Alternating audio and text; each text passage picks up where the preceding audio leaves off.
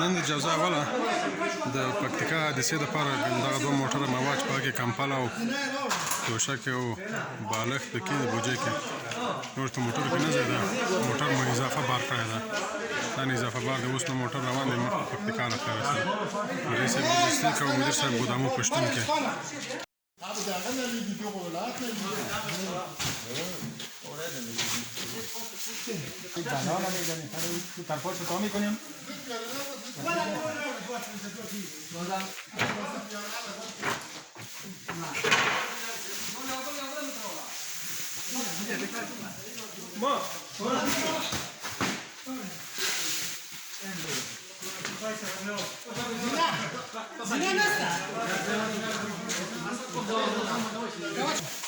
Tem um borca de tamanho.